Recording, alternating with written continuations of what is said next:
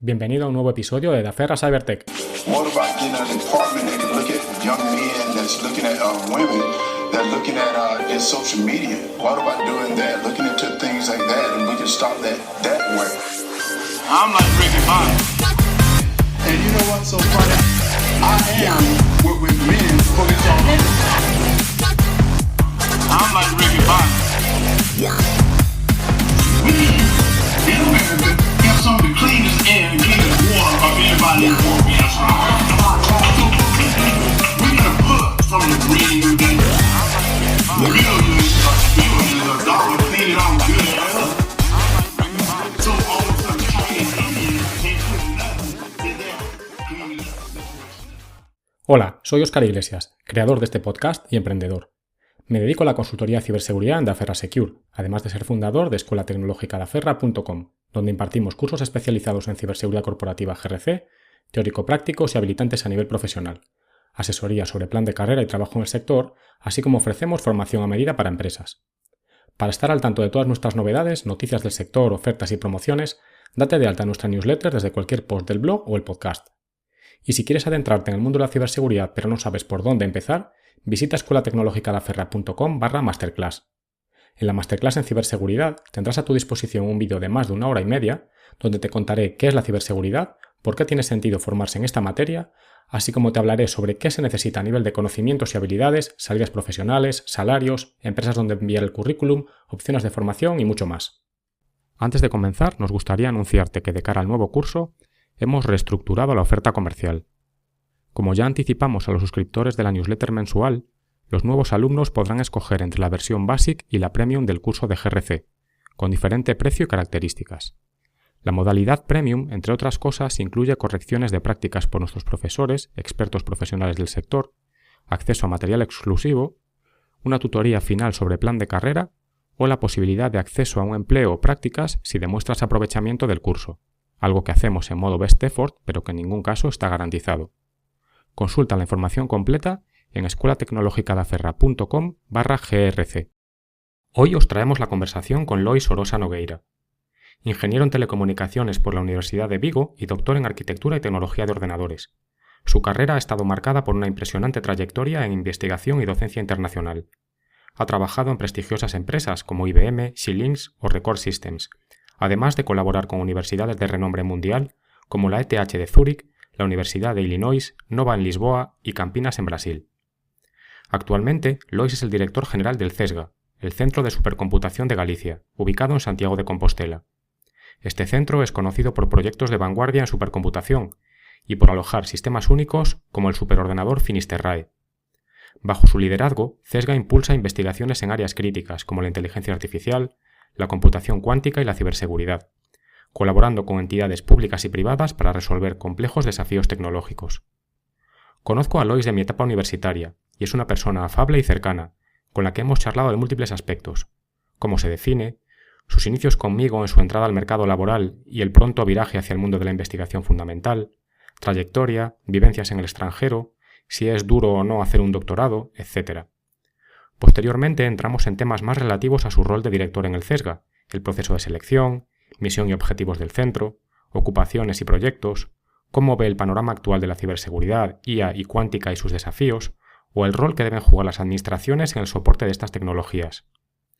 Luego centramos la conversación en las personas, skills de un buen investigador, aspiraciones salariales, si se puede o no teletrabajar en el sector, consejos y la referencia a su portal de vacantes o a las empresas que quieran colaborar con el CESGA.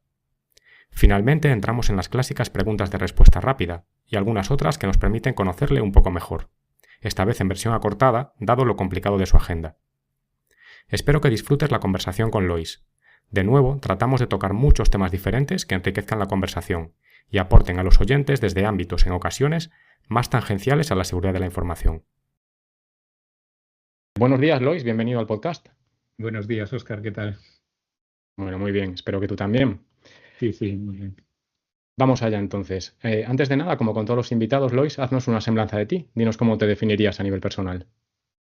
A nivel personal, Bueno, yo creo que soy una persona tranquila, creativa, diría yo, ¿no? Para dedicarme a lo que me he dedicado durante tantos años, que es la investigación, pues hace falta ciertos facultades de creatividad, resiliente, diría yo, también para dedicarse a la investigación hay que resistir.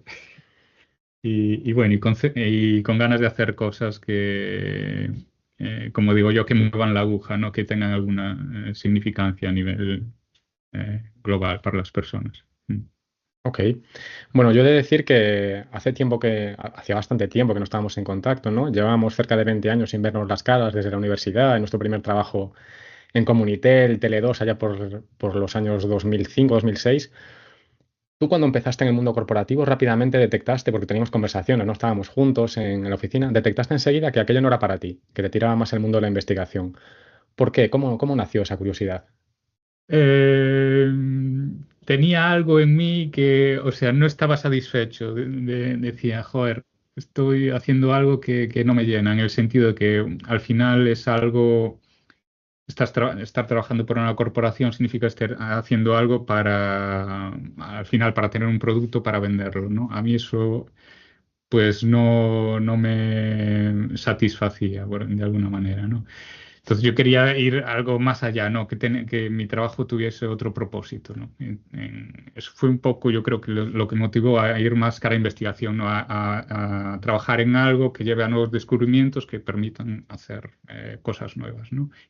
Sin tener la obligación o sin el propósito de llegar a un producto para venderlo, ¿no? Eso Sí, sí. sin que haya un beneficio económico detrás necesariamente. No necesariamente que podría tenerlo, ¿no? Podría tener Ujú. repercusión, pero eso ya es otro tema, sí, sí. Muy bien. Pues nada, se ha vislumbrado un poquito, ¿no? Por dónde has tirado, pero haznos ahora un pequeño resumen de tu trayectoria profesional tan extensa. Bueno, yo empecé contigo, ¿no? Mi trayectoria ¿Correcto? profesional fue mi primer trabajo, empecé como becario en Comunitel, si no recuerdo mal, creo que cobraba de aquella 600 euros, algo así. Ujú. Que bueno, visto hoy en día tampoco está tan mal, ¿no? Pasaron tantísimos años y de aquella parecía poco, oye, bueno, en fin. Eso da Eh, muestras de un poco el empobrecimiento que ha habido, realmente, sí, realmente porque sí, han ¿no? pasado 20 años. Sí, han pasado 20 años y no parece tan desmesurado para ser una beca, ¿no? De iniciación, que es algo, aún estaba haciendo el proyecto fin de carrera, etcétera, etcétera, ¿no? Eso sí. Em, Después, como has dicho, pues dije, uff, esto no es para mí, voy a intentar ir más por la rama de la investigación y me fui para Televes, a una empresa de Televes que se llama Arantia, al departamento de I+D+I. Estuve allí un año y me pasaba un poco lo mismo, ¿no? A pesar que estaba en temas más de investigación, por decirlo así, en realidad era desarrollo más que investigación, ¿no? Entonces fue cuando surgió una oportunidad de hacer una tesis doctoral en la Universidad de Santiago, en el Departamento de Electrónica y Computación en el ámbito de arquitectura de computadores, que era una de las asignaturas que más me había gustado durante la carrera, ¿no? Que fue primer y segundo año había asignaturas de arquitectura y bueno, y ahí me cogieron, Elisardo Antero y Javier Burguera, y ahí empecé mi periplo investigador, ¿no? Entonces, Ujú. durante el doctorado, pues bueno, estuve principalmente en el departamento de electrónica y computación. Después me fui para el CITIUS, ¿no? Fue la época de creación del CITIUS aquí en la Universidad de Santiago. Y tuve varias estancias, ¿no? Durante la carrera. La primera fue en la Universidad de Illinois, en Urbana-Champaign, con un investigador muy relevante en el área de arquitectura de computadores, que es Josep Torrellas, que en realidad es catalán, pero lleva ya 20 años, ¿no?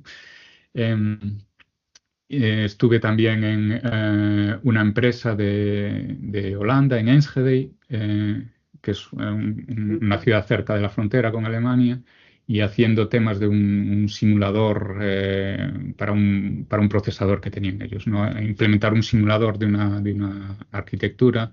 Bueno, ellos trabajaban principalmente, la empresa se llamaba Recore, era yo diría casi una startup, Hoy en día creo que no existe o la debió absorber otra empresa y trabajaban fundamentalmente en procesadores para el espacio, ¿no? Tenían que tener características de redundancia y tenían que ser muy fiables, etcétera, etcétera, ¿no?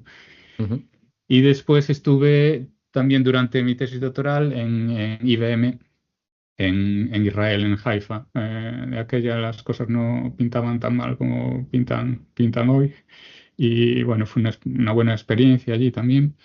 Y, y bueno, y eso fueron mis estancias durante la tesis. Después de terminar la tesis, pues estuve una temporada en Lisboa, en la Universidad de Nova de Lisboa, con un investigador, con João Lourenço. Y después ya me fui a mi gran estancia en Brasil, en la Universidad de Campinas, con Rodolfo Acevedo. Estuve 3, 4 años. Durante mi estancia ya eh, eh, hice una visita a Zúrich durante un año, una visita larga durante un año, ¿no? Que me surgió la oportunidad también de ir allí, pagada por el gobierno brasileño, ¿no? Y a partir de ahí establecí conversaciones, tal. Después me volví a Brasil, pero eso fue la semilla que planté para irme posteriormente también a Zúrich, un año, 2 años después. Y antes de pasar por Zúrich de nuevo, pues paré por Irlanda, estuve 6 meses en Irlanda, en Xilinx, en temas de inteligencia artificial, desarrollando un algoritmo un algoritmo de planificación en una arquitectura hardware para temas de entrenamiento de redes neuronales. Y ya después ya aterricé en Zúrich, estuve en Zúrich 3, 4 años y haciendo investigación con un grupo muy potente allí. Y nada, y ya, bueno, estaba en Zúrich y tenía ya ganas de volver a Galicia y me surgió la oportunidad de venir al CESGA, al Centro de Supercomputación de Galicia. Me ofrecieron un puesto y bueno, y lo acepté. Y ahora Un puesto cualquiera, ¿no? el puesto de director, sí, sí. Muy bien. Y oye, ya mera curiosidad, ¿eh? ¿Es habitual moverse tanto en el ámbito investigador o es que eres tú culo inquieto? Es muy útil o es muy recomendable en el ámbito investigador en el sentido de que aporta mucho a tu carrera, ¿no? A mí me aportó muchísimo estar en Brasil, estar en Zúrich. Tengo otra perspectiva, yo creo, que si hubiese continuado aquí toda mi vida. Aparte de que no he tenido oportunidad de estar aquí, por decirlo así, Ujú. ni siquiera he tenido esa oportunidad, pero después a la hora de optar a ciertas ayudas y sí, y digamos a continuar tu carrera, se valora mucho el hecho de que hayas estado fuera, ¿no? Por el hecho de Ya. estar en contacto con otros investigadores, creas contactos internacionales. Ahora mismo yo lo que estoy intentando hacer o haciendo es también colaborar con mis pasados colaboradores, es decir, me quedan los lazos internacionales, ¿no? Y desde ese punto de vista es importante, sí. Sí. No, la verdad es que da cierta envidia, ¿eh? No solo ya a nivel personal, entiendo que enriquecerán mucho esas experiencias, ¿no? A nivel cultural, ver otro tipo de costumbres, sociedades y demás, pero claro, también a nivel profesional es muy, muy interesante. Un poco de pena, ¿no? La parte de que tengamos que convertirnos de forma forzosa en una verdadera máquina de exportación de talento, porque tú lo habías dicho, ¿no? Ese compañero americano, bueno, realmente residente en Estados Unidos, pero español y demás, y es la moneda común en nuestro tiempo, por desgracia, pero bueno, en fin. ¿Podrías a lo mejor comentarnos alguno de tus trabajos o papers, aquellos que te parezcan especialmente interesantes o relevantes, ya sea por por su valía en sí mismo o porque estén de actualidad? Bueno, uno de los temas en los que más estuve trabajando en los últimos años fue en temas de seguridad y fiabilidad de memorias de RAM.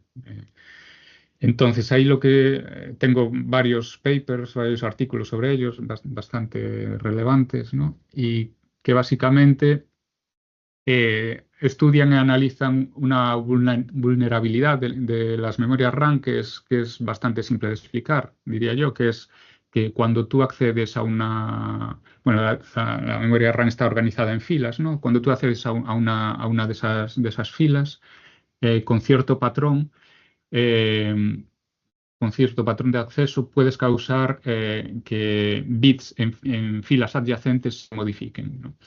Esto es un problema no solo a nivel de fiabilidad, reliability, sino también en temas de seguridad, ¿no? Ujú. Otra gente, no, bueno, nosotros también hemos hecho algo sobre eso, pero mucha gente ha aprovechado esta vulnerabilidad para crear ataques, ¿no? Para ganar privilegios, etcétera, etcétera, ¿no? Es una vulnerabilidad, no es software, es una vulnerabilidad hardware, pero que se puede usar para atacar un sistema, ¿no? Entonces yo estuve trabajando durante varios años en este tema, caracterizando este problema, proponiendo soluciones, etcétera, etcétera, ¿no? Entonces es uno de los papers así que más relevancia, yo creo, uno de los temas que más relevancia tiene por sus implicaciones. Y no es un problema fácil de solucionar por el hecho de que es una vulnerabilidad que no es un fallo digamos, del diseño de la arquitectura de la memoria de RAM, sino que es consecuencia de que, bueno, cada vez a medida que se escala la tecnología, todos los componentes están más juntos, ¿no? Entonces hay problemas de cross-talking, de interferencia entre líneas, etcétera, etcétera. Entonces, Ujú. no es un problema trivial de solucionar fundamentalmente, ¿no? Hay soluciones, por ejemplo, software, ¿no? Puedes detectar que alguien puede estar intentando hacer accesos maliciosos, etcétera, etcétera, ¿no? Pero no es fácil de solucionar a nivel fundamental, ¿no? A nivel hardware. Entiendo. Ujú. Interesante.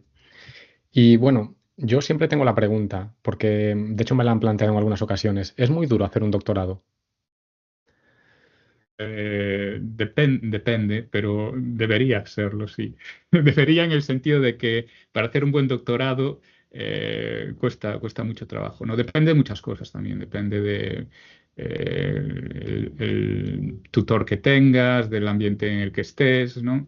Yo, por ejemplo, cuando hice el doctorado, estaba prácticamente yo solo trabajando en mi tema, ¿no? Entonces eso lo hizo especialmente duro en el sentido de que no tenía mis dos advisors de tesis que me ayudaron muchísimo, pero no es lo mismo, por ejemplo, cuando yo estuve en Zurich estaba en un grupo de más de 40 personas y éramos todos una piña. No es lo mismo trabajar en ese ambiente donde eh, ¿sabes? Tienes apoyo de mucha gente que está trabajando codo a codo contigo, que estar Ujú. trabajando en tu tesis en solitario, ¿no? Entonces, bueno, una tesis siempre es mucho trabajo, puede ser más o menos duro dependiendo eso del ambiente, donde estés, etcétera, etcétera.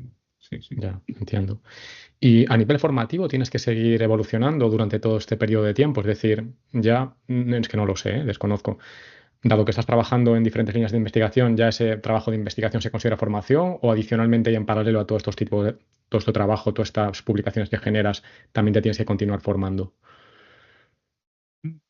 Bueno, algo que, a ver, una vez terminadas, a ver, yo diría que te formas día a día. O sea, o sea, por lo menos como yo trabajo, como he trabajado en los últimos años, pues bueno, pues de vez en cuando tienes ideas, esas ideas surgen de artículos que lees, se tienen que leer muchos artículos, entonces a lo mejor tienes una idea digamos, a alto nivel, que para poder explorarla y para poder hacer experimentos con ellas necesitas adquirir muchos conocimientos.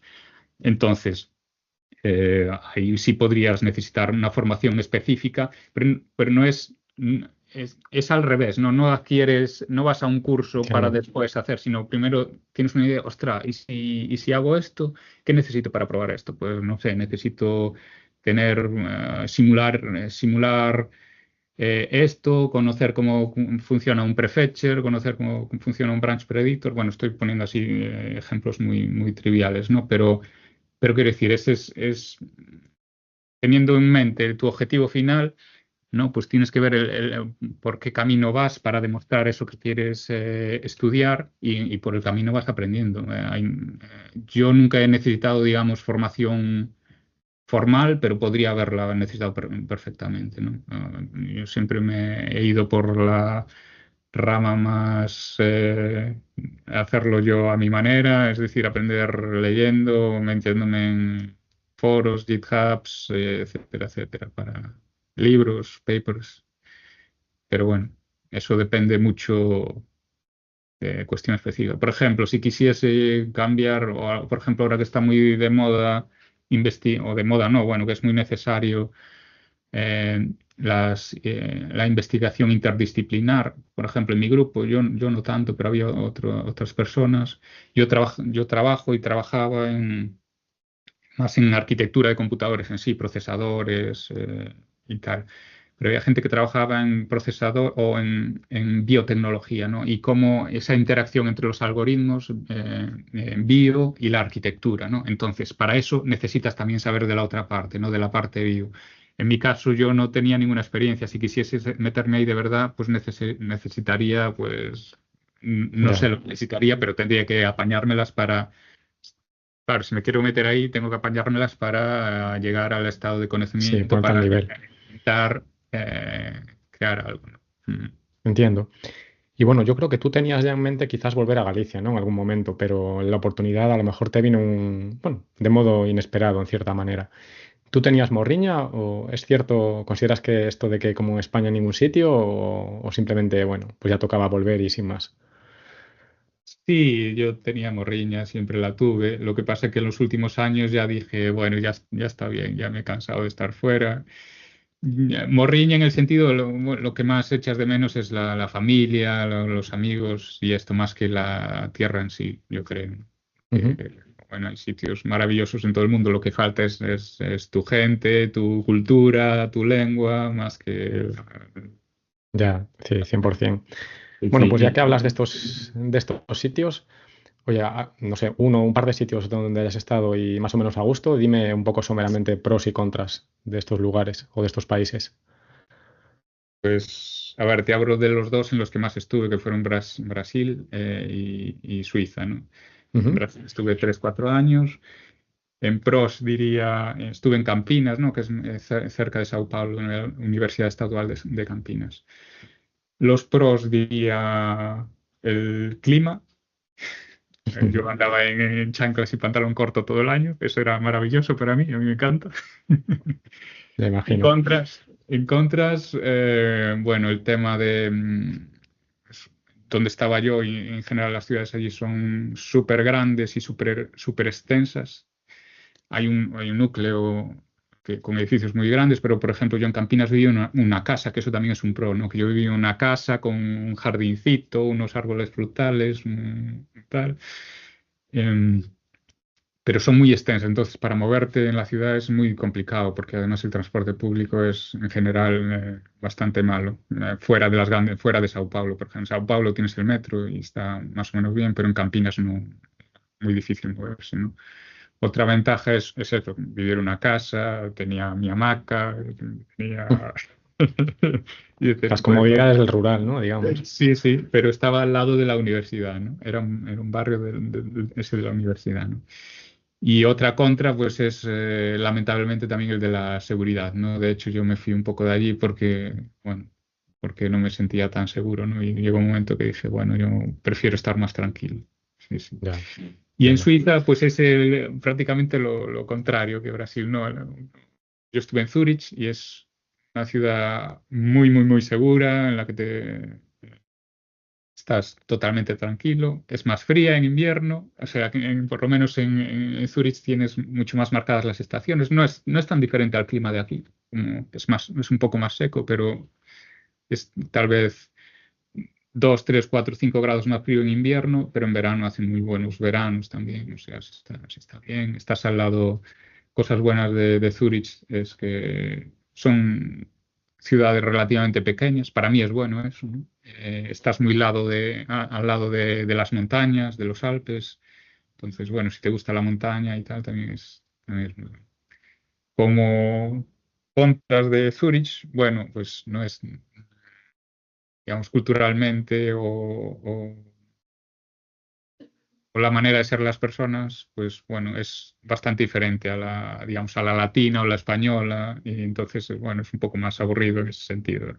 Todo es No hay muy tanta predecible vida. allí, ¿no? Incluso el transporte público. ¿Cómo, perdona? Que todo es muy predecible en general, incluso el transporte público. Sí, pero eso en el transporte público es una cosa muy buena, o sea, es algo increíble el transporte público en Suiza, sí, sí. También De lo hecho, pagas. también lo paga, sí, pero lo pagan más los turistas. Para la gente que vive allí, pues hay bonos mensuales y tal, que realmente es un Ya. precio muy asequible, ¿no? Sí. Bueno, muy asequible para los salarios que hay allí. Me refiero, si vives allí, realmente se vive muy bien a nivel económico. Muy bien. Y cuando te viniste a Galicia de Santiago, ¿cómo fue el proceso para acceder a ese puesto? Porque al final no deja de ser un puesto de mucha relevancia, tanto a nivel autonómico como el propio CESGA. Bueno, pues esto, pues mira, pues me contactaron por LinkedIn. Me contactó un recruiter que me dijo, mira, hay un puesto aquí y tal, no te puedo decir para qué es, pero tal y no sé qué. Entonces estuvimos ahí hablando hasta que finalmente me dijo qué puesto era y para tener una entrevista con la presidenta del CESGA y bueno, ahí tuve varias entrevistas, me vine aquí también y bueno, y finalmente no sé qué otros candidatos hubo, pero finalmente me escogieron a mí. Ujú. Muy bien, Eso fue, genial. sí, básicamente así, sí. No lo estaba buscando para nada, de hecho, yo no lo tenía, o sea, jamás me imaginé que acabaría en este puesto, ¿no? Yo estaba buscando venirme a la universidad aquí, pero me surgió esta oportunidad y decidí, bueno, aprovecharla. Mm. Estupendo. Pues venga, vamos a entrar un poquito en harina, ¿no? Cuéntanos qué es el CESGA, cuál es vuestra misión y por qué lo podemos considerar un lugar un poco especial, entre comillas. Bueno, la misión del CESD es contribuir al avance de la ciencia y la tecnología en general, ¿no? Esa es la misión general. En la práctica, tenemos dos tipos de actividades, ¿no? Una es, digamos, entre comillas, prestación de servicios a investigadores. Básicamente Ujú. tenemos supercomputadores y infraestructura de supercomputación que sirve a los investigadores pues, para realizar sus investigaciones. Y aquí tenemos investigadores de todas las áreas que necesiten computación o grandes procesados de datos. Y, y bueno, y nuestros mayores usuarios son investigadores de las universidades gallegas y del CSIC, ¿no? Tenemos también otros investigadores de otras universidades, pero ya van en colaboración. Digamos que para universidades gallegas y CSIC el acceso es libre y gratuito, ¿no? Porque forman parte de nuestros patronos, ya se financian, ¿no? Ok. Em, para otras instituciones, pues pueden también utilizar el CESGA a través de colaboraciones con nosotros, vamos a proyectos de investigación, etcétera, etcétera. Hay muchas maneras de colaborar con nosotros, ¿no? Y después tenemos la parte más de investigación, que desde que llegué yo estamos potenciando más, ¿no? Queremos, aparte de tener grandes infraestructuras, pues tener eh, conocimiento y generar investigación alrededor de esas infraestructuras relacionadas con ciencias de la computación. Por ejemplo, ahora tenemos un grupo de investigación en computación cuántica. Tenemos un computador cuántico aquí, por cierto, aparte del supercomputador, que es uno de los primeros de Europa. Y tenemos un grupo de investigación en computación cuántica, principalmente en temas de algoritmia. La computación cuántica es un tema que está muy verde todavía, ¿no? Entonces, lo que tiene sentido es investigar sobre nuevos algoritmos, intentar llevar algoritmos que son hoy en día teóricos a la práctica, y etcétera, etcétera, ¿no? Entonces, bueno, es un ejemplo de investigación. Yo mismo durante estos dos primeros años no he podido dedicarme mucho a la investigación porque no me da el tiempo, básicamente, siendo director. Pero bueno, ahora, por ejemplo, me han concedido una ayuda Ramón y Cajal para investigar. Entonces, a partir de este año 25, pues tendré más actividad en ese tema, tendré más colaboraciones, continuando con mis líneas de investigación en temas de seguridad, memoria RAM, pero también, bueno, también otros temas, ¿no? Estamos intentando iniciar nuevas líneas de investigación en ámbitos de ciencias de la vida, siempre con mucha carga o sea, siempre que tengan que ver con la computación, ¿no? En este caso, eh, pues, por ejemplo, usar algoritmos de inteligencia artificial para descubrimiento de fármacos o temas de este estilo, ¿no? En los que yo no Ujú. estoy directamente envuelto, pero nuestra organización sí. Temas climáticos, bueno, en el CESGA, por ejemplo, se la predicción meteorológica de Galicia, Meteo Galicia, todos los días aquí. Tenemos investigadores investigando sobre cambio climático, sobre transporte de humedades que influyen en el clima, etcétera, etcétera, ¿no? Y todo este tipo de estudios requieren grandes capacidades de computación para hacer estas simulaciones. Entonces, eso, para resumir, tenemos dos líneas principales. Una es las grandes infraestructuras para investigadores y la otra es la investigación en sí, que además, y nuestra filosofía también es colaborar. Siempre intentamos colaborar lo máximo posible con otros investigadores y en la medida de lo posible, pues también dar soporte avanzado a investigadores, digamos, que no están tan familiarizados con la parte de computación. Por biólogos, porque no tienen mucha experiencia, pero tienen un problema en el que necesitan correr o ejecutar programas o algoritmos que requieren de grandes capacidades, pues a lo mejor no saben o están infrautilizando los recursos o los están usando mal, les viene mal a ellos porque tarda más y nos viene mal a Claro. nosotros porque los recursos están siendo mal utilizados y bueno, entonces es un poco el resumen, sí. Bueno, yo creo que ha quedado meridianamente claro. Y bueno, también mera curiosidad, ¿no? Pero este ordenador cuántico entiendo que se mide un poco en qubits la potencia. No sé si es el único parámetro o el más relevante, pero ¿cuántos tiene por curiosidad? Porque Son insisto que en las noticias que se ven por ahí para neófitos siempre se habla de ese tipo de Sí, características. son 32 qubits. Son 32 qubits Ujú. de superconductores. Es decir, la QPU, la Quantum Processing Unit, está operando a muy bajas temperaturas, en el rango de milikelvins, un bidón que está al vacío, etcétera, etcétera. De hecho, está justo debajo de mi oficina ese computador cuántico, ¿no? Anda, curioso. Y, y bueno, es una cosa totalmente novedosa, incluso a la hora de programar, hay que reaprender a programar estos computadores, ¿no? Entonces, Y sí. entiendo que el Finisterrae es algo totalmente distinto, ¿no? Independiente y... Finisterrae es un supercomputador normal, entre comillas, ¿no? Básicamente los procesadores son muy parecidos a los que podemos encontrar en un ordenador de sobremesa, más potentes, con más cores, etcétera, etcétera. La principal característica de un supercomputador es que la interconexión entre procesadores es muy, muy rápida, ¿no? Redes Ujú. InfiniBand o redes de muy baja latencia para poder ejecutar programas paralelos en muchos procesadores simultáneamente, ¿no? Y con alto rendimiento. Mm. ¿Y es un supercomputador al uso, digamos, o tiene alguna característica que lo hace especial a nivel, no sé, nacional o mundial? Bueno, ahora ya no, porque esto avanza rapidísimo. Imagino. En su día fuimos en España los que teníamos más GPUs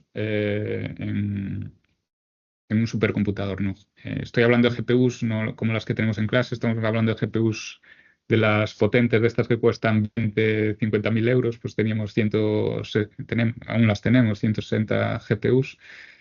Y en su momento eso fue la infraestructura pública en España que más capacidades bueno, en este caso, normalmente se usa para entrenamiento de modelos de inteligencia artificial, el que más capacidades tenía en España en su momento, ¿no? Ahora ya hemos sido superados por el SC en Barcelona, por ejemplo, ¿no? Que es, Es una carrera sin fin eso.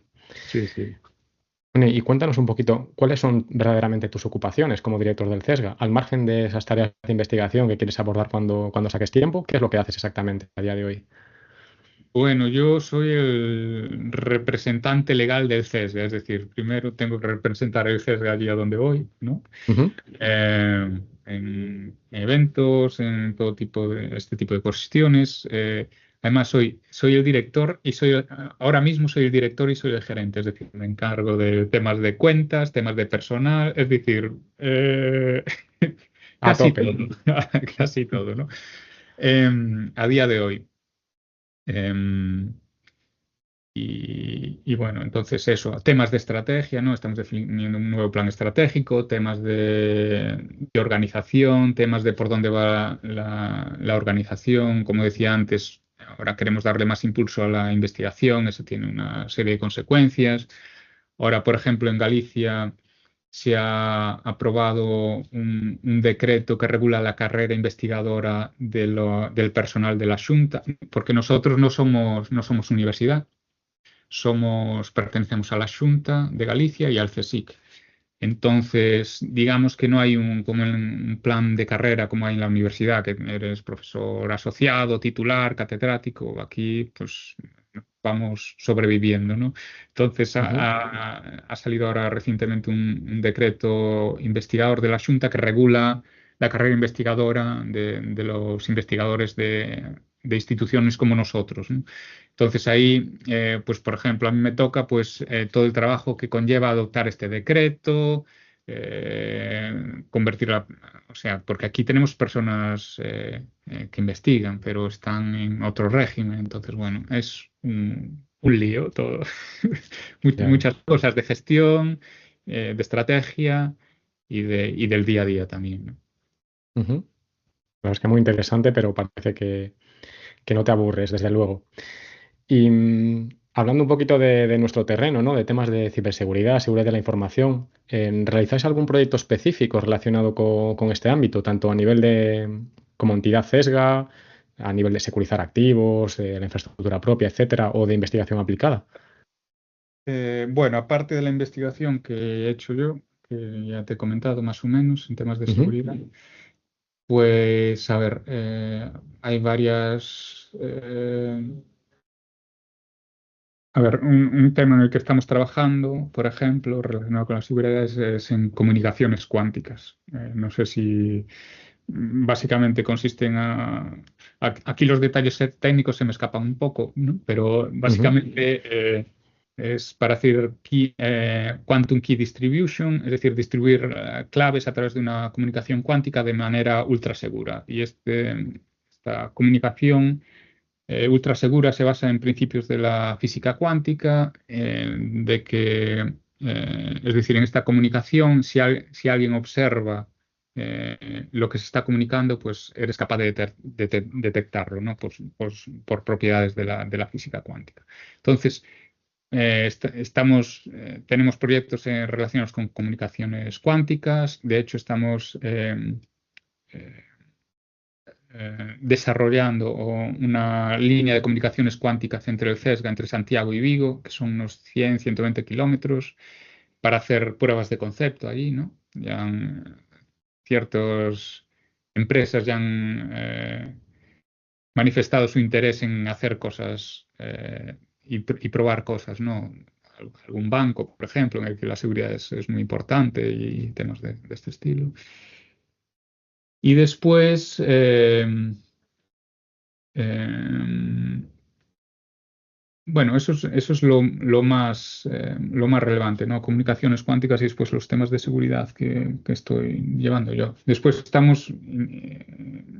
colaboramos con otros grupos que sí hacen más temas de seguridad, pero aquí en el CES yo diría que esos dos. Después, a nivel de seguridad, sí que nos estamos, digamos, poniendo o necesitamos actualizar nuestras infraestructuras eh, para futuros o para proyectos que estamos montando, ¿no? Es el caso de un proyecto o de proyectos que estamos teniendo en el ámbito de ciencias de la vida, ¿no? Porque hay datos muy críticos y privativos, temas genéticos, por ejemplo, y este tipo de cosas. Entonces ahí necesitamos incluso seguridad física, es decir, los computadores que computan eso, pues que estén dentro de una reja, que asegurarse de que no haya accesos no autorizados, etcétera, etcétera, ¿no? Entonces estamos en el proceso de adaptación de nuestras infraestructuras y nuestros métodos de seguridad eh, para usuarios e investigadores que realmente necesitan de estas características. ujú. Ok, entendido. Y hablando un poquito de futuro, ¿cuáles consideras que pueden ser las, no sé, principales tendencias en I+D, tanto de hardware como ciberseguridad, si conoces, insisto, tampoco no es ponerte un compromiso de cara a los próximos años, pero ¿por dónde crees que irá la evolución en este ámbito, en este sentido? Bueno, en términos de hardware, bueno, eso ya lo estamos viendo gracias al auge de la inteligencia artificial por mucho hardware específico para acelerar estos algoritmos, ¿no? No solo GPUs, que es lo más conocido, sino aceleradores específicos para estos algoritmos, ¿no? Pues también, y yo creo que en general el hardware va a tender a especializarse, ¿no? Que va a haber aceleradores específicos para problemas concretos. Y yo creo que esa es la manera de, por lo menos a corto o medio plazo, de ganar performance y reducir energía para problemas específicos que requieren de muchas capacidades, ¿no? Temas como FPGAs, que hasta hace pocos años era una cosa muy de nicho, yo creo que cobrarán relevancia, ¿no? Para ciertas, para implementar ciertos algoritmos en FPGAs. Y, y bueno, y después cosas como computación cuántica, ¿no? Que como he dicho antes es algo que está muy verde. A medio plazo no vamos a ver, yo creo, nada en producción. Esto es algo más a largo plazo, pero bueno. Es algo que está ahí como eso es más un salto disruptivo, ¿no? Un salto disruptivo de tecnología, ¿no? Otro, el hardware especializado es, digamos, más continuista, pero igualmente necesario e importante porque es lo que vamos, lo que va a estar en producción, digamos, en los próximos años y décadas, diría, ¿no? En cuanto a seguridad, pues bueno, yo creo que mucho de lo que sí ya se está viendo, ¿no? Sobre todo en cuanto a hardware, soporte hardware para primitivas de seguridad, temas como encriptación postcuántica, ¿no? Preparándonos Ujú. para, para cuando los computadores cuánticos sean realmente potentes, comunicaciones cuánticas, bueno, eso es un poco por donde iría yo, ¿no? Y después temas que es en lo que más también me toca, ¿no? Que tradicionalmente siempre se veía la seguridad desde el punto de vista de software, pero bueno, hay que echar un ojo al hardware también porque puede ser muy relevante, sobre todo porque es, son fallos que si crean una vulnerabilidad en la seguridad, pues son difíciles de solucionar, digamos, con un Claro. parche, ¿no? Sí, sí, desde luego. Desde luego. Y en remoto seguro que no. Y hablando de ciberamenazas, ¿tú realmente crees que vivimos ya en un mundo post-cuántico? Es decir, ¿crees que hay alguna nación que tenga algún ordenador suficientemente potente para descifrar las comunicaciones actuales y que esté haciendo acopio de todos esos datos cifrados y que los esté leyendo en claro? Yo creo que no. O sea, no sé, China sacó algún paper que decía que tal, pero en realidad yo creo que estamos lejos de eso. Otro tema es este que mencionabas, que haya gente recopilando y haciendo acopio de los datos. Yo no creo que tenga la capacidad de descifrarlos a día de hoy, pero si está haciendo acopio de los datos, bueno, tal vez en el futuro sea capaz de descifrarlos, ¿no? Si tiene un computador adecuado. Ahí Pero ya. solo tal vez, ¿no crees que llegará ese día, con seguridad? Yo es que pensaba que sí, No, que eso no, sea... no, yo creo que llegará ese día, no sé cuándo, si dentro de 10, 50 o 100 años, no lo sé, Ujú. o 5. 5 lo dudo muchísimo, pero puede ser, igual sí. Me refiero a un computador cuántico potente de verdad que haya que cambiar, que nos obliga a cambiar eh, todos los algoritmos de encriptación, ¿no? Yo creo que no va a ser en un año ni en dos, pero bueno, es algo que debería preocuparnos y mucho, en el sentido de que tenemos que trabajar en algoritmos más seguros, desde luego, y deberíamos estar trabajando ya. Y se está haciendo, pero yo creo que debería estarse trabajando más en eso, porque en el momento que llegue, ya Sí, no, desde luego. quiero decir, deberíamos adelantar, cambiar los algoritmos antes de que se puedan descifrar con un computador cuántico, porque ese momento va a llegar en un momento que no sabemos cuál es, ¿no? Claro, yo lo que soy incapaz de concebir es qué ocurrirá en ese punto, es decir, porque al final, como hemos dicho, ¿no? Pues hemos estado transmitiendo información, en nuestro caso a lo mejor no tan relevante, pero en muchos casos sí también, pero estados, secretos de estado, información que puede ser muy dañina o perjudicial para organizaciones muy potentes durante décadas, y si todo va a estar en claro, eso qué va a ocurrir con todo eso, de unos y de otros, por todos los bandos. Se puede montar un buen caos. Ya lo Sí, ver.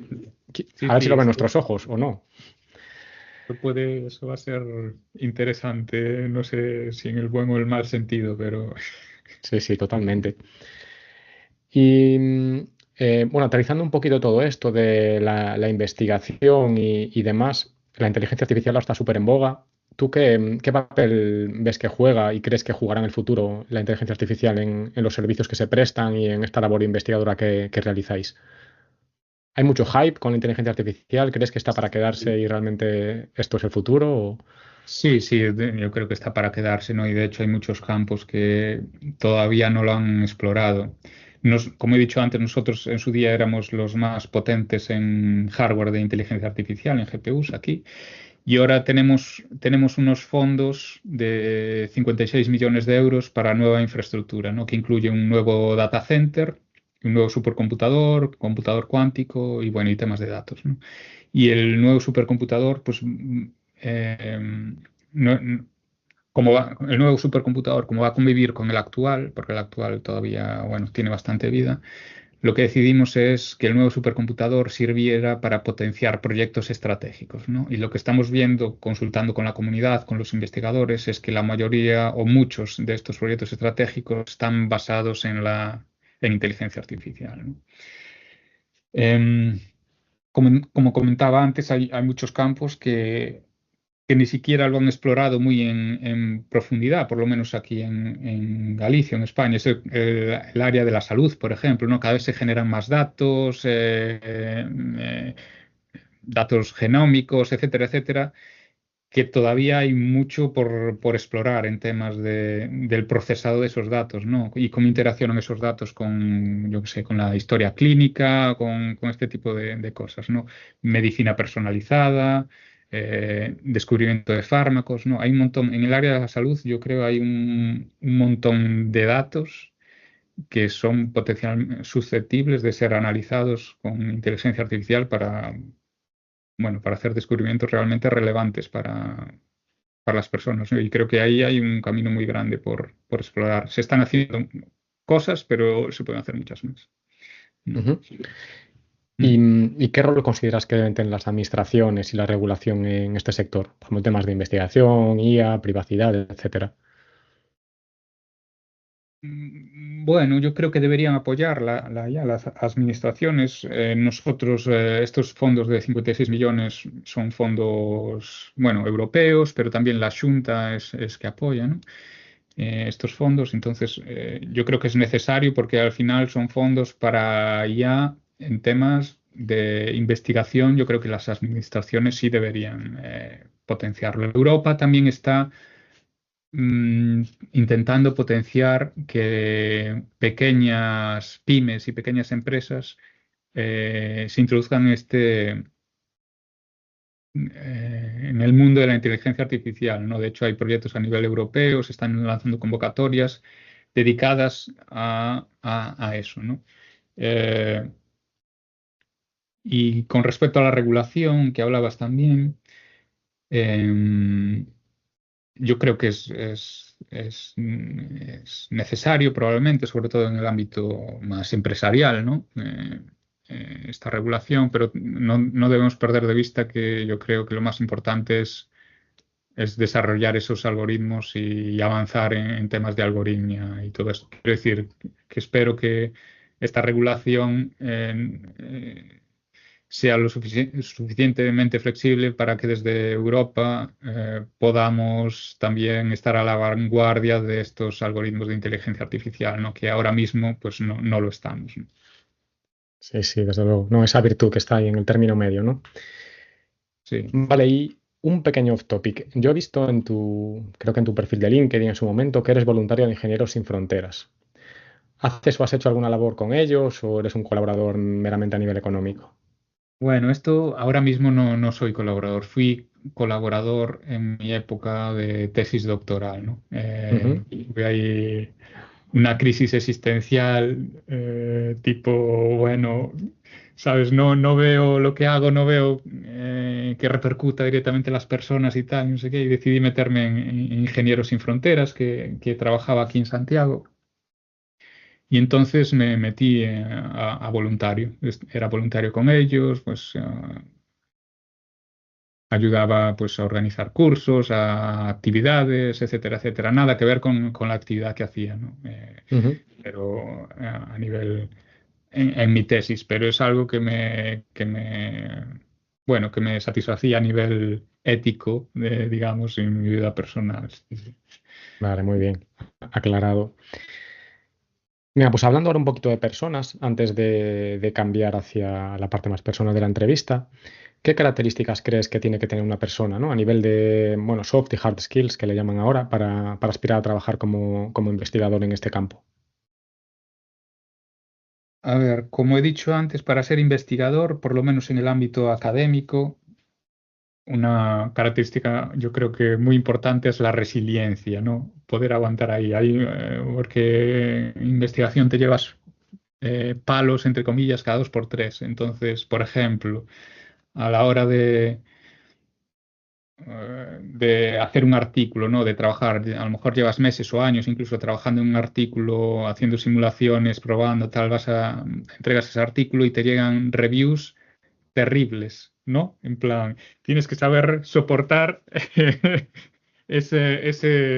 porque muchas veces, o sea, los que hacen las reviews son personas también, ¿no? A lo mejor pues no han sabido apreciar lo que tú estás haciendo, la novedad, etcétera, etcétera, ¿no? Entonces hay que ser resiliente, tomar el feedback y intentar eh, tomar aquello que es útil, pero descartar aquello que no tiene sentido también, ¿no? Mm. Hacer ejercicio. Entonces, la resiliencia porque y eso me ha pasado a mí, a gente de mi grupo, a premios Nobel que han sometido artículos y han sido rechazados tres, cuatro, cinco veces y al final acaba siendo publicado en una conferencia muy top y acaba teniendo un montón de relevancia, ¿no? Quiero decir, no hay que dejarse desanimar por ciertas cosas. Hay que, por supuesto, a nivel técnico hay que tener, digamos, vocación, yo creo, ¿no? Te tiene que gustar, básicamente, ¿no? Y tienes que tener. Y después yo creo que fundamental es eh, ser creativo también es importante, ¿no? Tener ideas y después, bueno, se me fue. Entiendo que esta parte relativa a habilidades soft, tipo, pues no sé, empatía, don de gentes, capacidad de hacer unas buenas exposiciones y presentaciones en público, quizás no son tan relevantes en este ámbito, no Bueno, lo sé, ¿eh? a ver, es muy relevante, gracias por sacarlo, porque es muy relevante el poder explicar tu idea o lo que has descubierto de una manera eficiente. Entonces, las communication skills Sí. para mí sí son muy, muy importantes. De hecho, yo le doy mucha importancia o sea, después de hacer la investigación, recopilar tus datos y etcétera, etcétera, el escribir el artículo es súper importante escribirlo bien y dedicarle mucho tiempo, pensando sobre todo en el lector, que el lector sepa apreciar lo que hay escrito allí, las novedades, el impacto que tiene lo que te has hecho, mos- además de mostrar simplemente los resultados, el análisis de esos resultados y el analizar por qué tiene impacto y el escribirlo bien y comunicarlo bien es fundamental, es fundamental.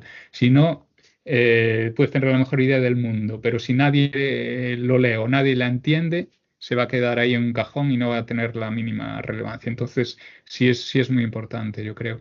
Eso a la hora de escribir y también a la hora de presentarlo en una conferencia o presentarlo en público, es súper importante trabajarlo bien, entender a qué público te estás dirigiendo. No es lo mismo dirigirte a alguien que no tiene ni idea que a alguien que ya más o menos, bueno, que en una conferencia especializada, por ejemplo.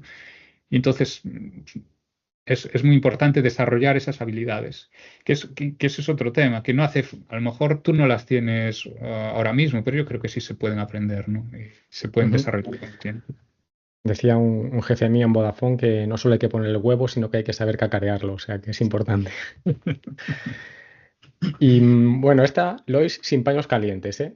¿Qué puede esperar una persona que acceda a este sector en cuanto a condiciones laborales y salariales? En España, si quieres, compara con otros destinos para que se nos pongan los dientes largos.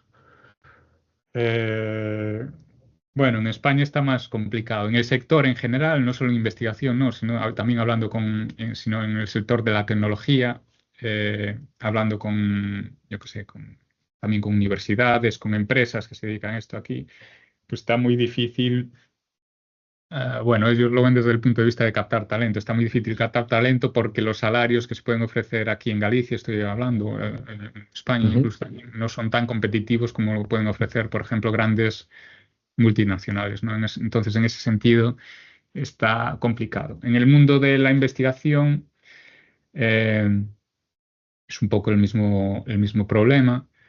La ventaja, entre comillas, es que realmente la gente que tiene vocación de investigar y está realmente tiene claro que es por ahí por donde quiere ir, por lo menos al principio de su carrera, pues eh, es capaz de sacrificar un poco el salario por esto, ¿no? Am, en Galicia, algo que se está haciendo, que yo creo que es súper importante, es lo que te comentaba antes. Este decreto de investigación regula la carrera investigadora y regula los niveles salariales, que yo creo que son bastante competitivos. No tengo cifras en la cabeza, por si eso es lo que me ibas a, lo que te interesaba saber, pero bueno, con este decreto de investigación se regulan también temas de salarios y que los pone a la altura, yo creo, de lo que se merecen, ¿no? ujú. Salvando las Bueno, distancias con otros países, por ejemplo, como con Suiza, que a nivel salarial, no solo en investigación está a otro nivel, ¿no?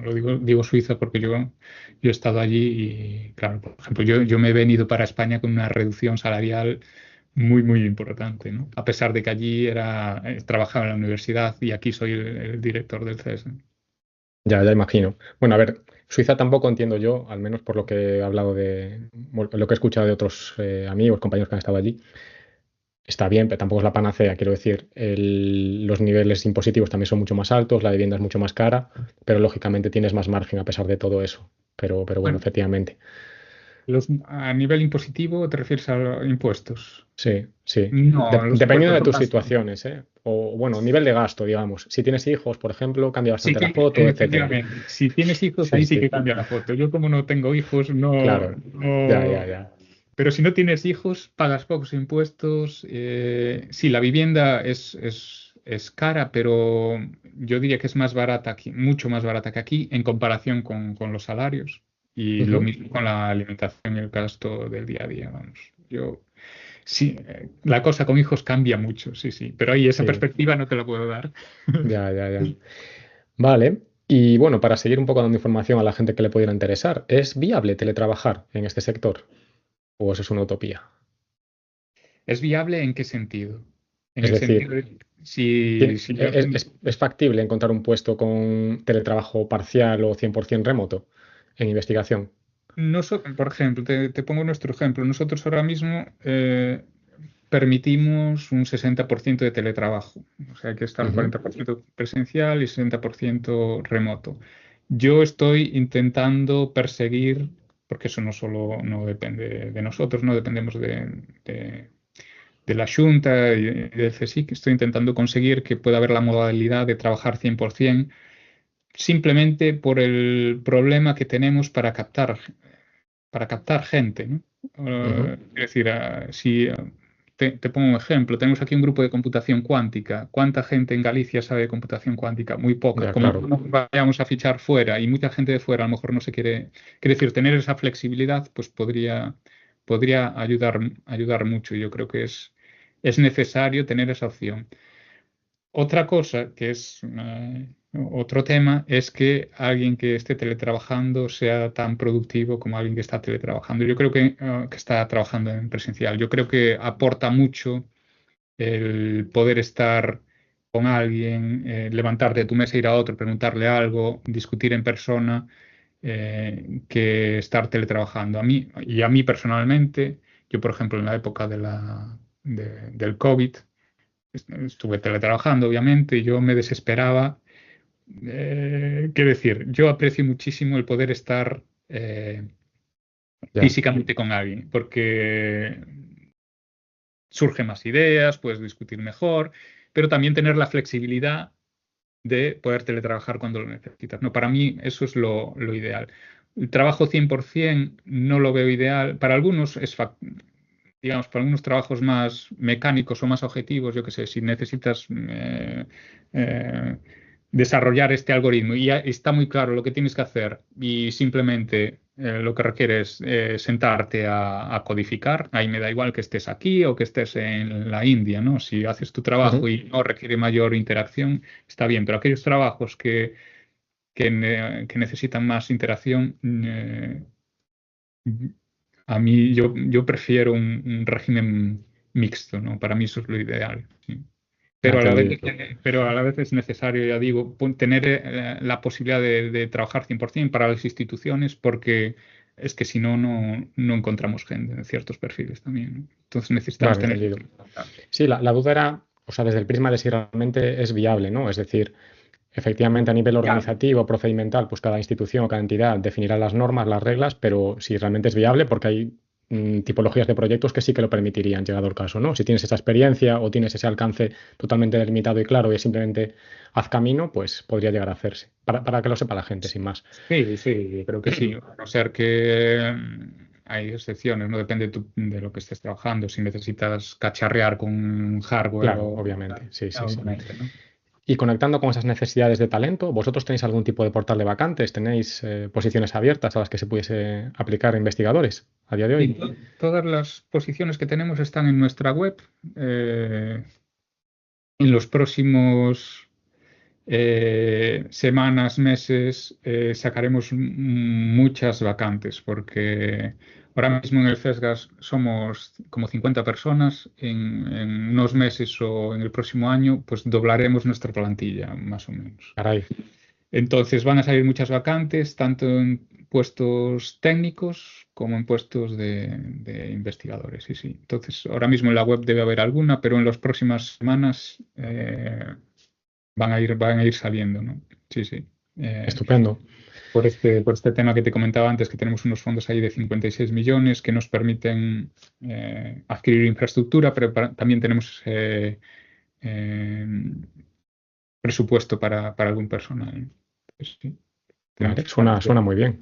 sí, sí. ¿Y le daríamos algún consejo a lo mejor a oyentes que puedan encontrarse en una situación de, pues no sé, recién egresados de una carrera técnica universitaria o que estén a punto de arrancarla o que, bueno, incluso que estén en etapas más tempranas y realmente crean que su vocación puede ir por ahí o quieran reciclarse, incluso en otros sectores y demás? ¿Qué le diríamos a esta gente?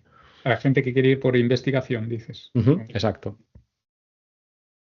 Bueno, a ver, el camino más directo, digamos, para dedicarte a la investigación es seguir el path académico, ¿no? Y hacer un máster, después un doctorado, etcétera, etcétera. Pero no es necesariamente el único camino, ¿no? Otra opción es, pues eso, hay empresas que hacen investigación de verdad, por decirlo así, ¿no? Sobre todo empresas más grandes o empresas o startups o empresas más innovadoras, ¿no? Y no necesariamente. Por ejemplo, mira, te pongo un ejemplo de un chico que estuvo conmigo en Zurich. Él era estadounidense y no tenía el doctorado, ¿no? Y es un chico muy bueno y a nivel investigador, pero no tiene el doctorado ni estaba interesado en hacerlo. Y de hecho se le ofreció hacerlo en Zurich, en la ETH, y dijo, no, prefiero no hacerlo. Y se fue a trabajar a Google DeepMind en Londres y está, pues eso, investigando y sacando artículos y tal, y no tiene el doctorado. Entonces, al final, bueno, es como todo, ¿no? Cada uno después de, sobre todo, de terminar la carrera, pues va buscando sus caminos, ¿no? Entonces, no hay Ujú. algo predefinido. Puedes tener muchas aptitudes para la investigación o mucha curiosidad, entonces, y no tener un doctorado y poder dedicarte perfectamente a la investigación, por supuesto, ¿no? Eso es algo que se aprende más con la experiencia, diría yo, y con el hacer, Bueno, que eso es más útil que tener un título. yo creo que es alentador para la gente, ¿no? Que no exista solamente un único camino, siempre habrá más opciones, desde luego. Venga, estupendo. Y poniéndonos en el otro punto de vista, en el de entidades, corporaciones que puedan a lo mejor requerir vuestros servicios de forma directa o indirecta, ¿cómo podrían ponerse en contacto con vosotros o saber más de esas opciones de colaboración que existen? Bueno, pues poniéndose en contacto con nosotros, ¿no? Directamente. Pero entidades te refieres a todo tipo de entidades, a Sí, empresas, empresas. administraciones, centros de investigación, a lo mejor que quieran colaborar. ¿Hay algún tipo de formulario a lo mejor o algún... lo más directo es que contacten con nosotros vía email, ¿no? Pero eso, nosotros, como he dicho, nos gusta, o sea, nuestra filosofía es colaborar Ujú, con el resto de instituciones. Entonces, con nuestros colaboradores habituales, digamos, son en universidades, pero también colaboramos con empresas y de hecho tenemos proyectos de lo más diverso con empresas. Por, ej- perdón, por ejemplo, estamos trabajando con Finsa, que es una compañía maderera de aquí ujú. de Galicia. Estamos trabajando en temas de inteligencia artificial. eh, y para mejorar algoritmos para mejorar digamos, la cadena de producción, ¿no? Entonces, es una colaboración que llevamos haciendo desde hace tiempo. A nosotros nos viene muy bien porque nos permite tener gente, estudiar algoritmos, etcétera, etcétera. Y a ellos les viene muy bien porque, bueno, su eficiencia mejora tremendamente, ¿no? Entonces, ellos nos financian y nosotros nos beneficiamos también. Em, Esa es una manera de colaborar, ¿no? Es un modelo. Otro es yendo a proyectos juntos. Nosotros vamos a muchos proyectos europeos de la más diversa índole, ¿no? Pero sí, relacionados con inteligencia artificial, etcétera, etcétera, ¿no? Entonces, lo más el camino que normalmente seguimos para la hora de colaborar es primero hablar, a ver, cuáles son tus campos de conocimiento, dónde quieres mover, hacia dónde quieres ir y ver si hay alguna sinergia entre los dos. Y si hay alguna sinergia, pues buscar a partir de ahí, buscar caminos para colaborar, para conseguir financiación para esa colaboración. Bueno, pero lo Ujú. primero es sentarse y ver si hay sinergias, a ver si tiene sentido si nosotros podemos aportar algo a esa otra institución, si esa otra institución tiene sentido que esté con nosotros, es decir, si tiene algo que ver con la supercomputación o relacionados o con grandes cantidades de datos. Y a Entiendo. partir de ahí, pues buscar maneras de colaborar, ¿no? Mm. Venga, genial. Pues queda lanzado ese mensaje tanto para unos como para otros. Venga, Lois, pasamos entonces ahora a la parte personal de la entrevista, la Ujú. parte complicada para algunos. Primero una serie de preguntas rápidas y luego otras un poquito más sesudas. Venga, respuesta telegráfica en esta mini sección. ¿Ave nocturna o madrugadora? Más nocturna. ¿Desayuno de hoy? Hoy no he desayunado nada, pero normalmente o desayuno todavía. Ahora a ver si me tomo algo cuando acabemos aquí. Pero normalmente fruta, un té, fruta y té, diría yo, ¿Vale? normalmente. ¿Tu comida y bebida favorita? Eh, Esto de los favoritismos me resulta difícil de responder, pero voy a decir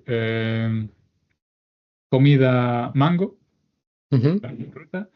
Y bebida, no sé si es mi favorita, pero es una de las que más bebo últimamente. Agua con gas. Probablemente no sea mi favorita, pero voy a decir agua con gas. Creo que hay Porque mucha influencia de tu estancia en el extranjero, me da a mí, ¿eh? Pero bueno. Sí, sí, sí. ¿Tu estación preferida? Verano. ¿Un artista? No sé qué Si no lo decir sabes, aquí. pasa palabra. Si no tienes uno claro, no, No no. tengo uno claro. Voy a Vale. pasar, sí. ¿Una película o una serie? Aquí voy a decir Twin Peaks. Un libro. 1984, de George Orwell. Menos mal que no me has dicho el de arquitectura de computadores. Un Bueno, deporte. eso en el ámbito personal, en el ámbito laboral, te podría decir, sí, Computer Architecture de John Hennessy y David Patterson. Un deportista. Eh, Adam Ondra, que ¿Quién es? es un escalador. Ok, ni idea. Un personaje famoso. Mm, a su palabra. Una marca. Marca, vale, voy a decir Vivo Barefoot, que es una marca de calzado minimalista que llevo usando desde hace muchísimos años y es mi favorita. ¿Vale? ¿Tu hobby preferido? Eh, Ahora mismo escalar probablemente, escalar, sí. Ok.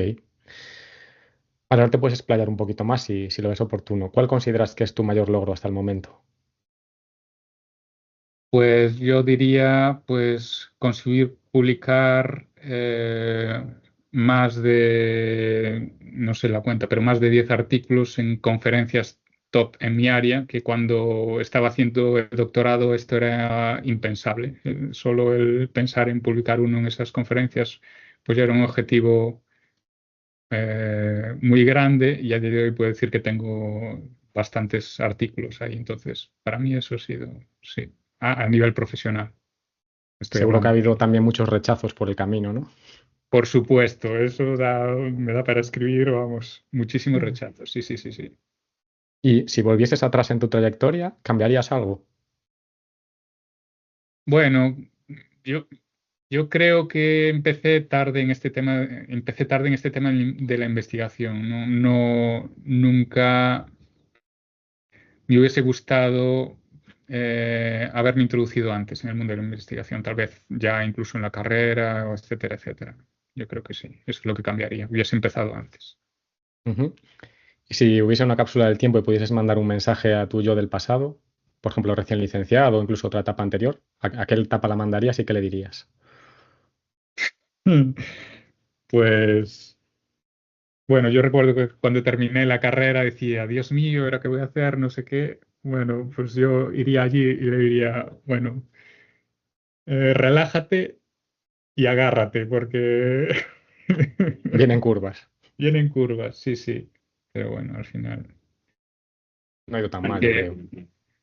No, bueno, hay, sí, en mi caso he ido, o sea, desde fuera puede parecer muy atractivo estar en muchas instituciones fuera y tal, pero también es a veces un camino, a veces solitario, a veces duro, al no estar, entonces, bueno, tiene su parte mala también, no es todo, Nunca es todo de color de rosa. no, para nada, para nada. Sí. Venga, pues ya terminando y cerrando, Lois, nomina alguna persona que tú conozcas que crees que puede ser interesante que venga al podcast por las temáticas que tratamos habitualmente, ya sea porque está relacionada con la ciberseguridad o áreas afines o, bueno, independientemente de cualquier entidad, organización, región, la que tú consideres. Se puede ser de habla hispana. Pues yo aquí te diría Carmela Troncoso, que estudió en mi año en Teleco y se ha convertido, yo creo, en una persona muy relevante en el ámbito de la ciberseguridad. En 2020 fue nombrada una de las personas 40 under 40 por la revista Fortune y ahora mismo está como profesora en la Universidad de Lausanne, en Suiza. Entonces, yo Ok, creo que es una persona súper interesante en este ámbito. Mm. venga, estupendo. ¿Y dónde pueden los oyentes encontrar más información sobre ti o contactarte? Bueno, en mi web personal, que ahora mismo no ni siquiera sé la dirección, pero bueno, es una web de estas personal de GitHub, que si la buscas en Google seguro que me encuentras, y si no, en la web del CESGA también hay información de contacto ahí, ¿no? Venga, Entonces, estupendo. tienes estos dos canales. ¿Y te gustaría dejar a lo mejor alguna última reflexión a los oyentes o algo que quizás no hayamos tratado y que quieras mencionar antes de terminar? Bueno, no se me ocurre nada, si, a no ser que quieras sacar tú algún otro tema, pero yo creo que hemos tratado bastantes temas ya. Sí, yo creo que hemos hecho un buen repaso, tampoco quiero abusar de tu tiempo. Pues si no tienes nada más, yo creo que ha quedado una buena entrevista, Lois. Darte las gracias por venir a nuestro espacio. Ha sido, ya digo, muy agradable y creo que instructivo y didáctico para aquellas personas que no conozcan mucho el sector de la investigación por dentro. Creo que puede haberles aclarado incluso ciertas dudas a la hora de tomar caminos profesionales y demás. Así que nada, muy agradecidos. Espero que también lo hayas disfrutado y seguimos en contacto. Nada, muchas gracias a ti, Oscar. Y nada, gracias por tener paciencia. Soy consciente de tu resiliencia porque hemos estado meses intentando hacer esta entrevista y finalmente Es ha cierto, sido pero todos los posible. telecos somos resilientes, yo creo. Así que, Sí, yo creo que sí. Sí, sí. pues Pero nada, finalmente ha sucedido y bueno, y muchas gracias por invitarme. Y bueno, ha sido un placer estar aquí. venga, muchas gracias a ti. Seguimos en contacto. Seguimos en contacto, Oscar.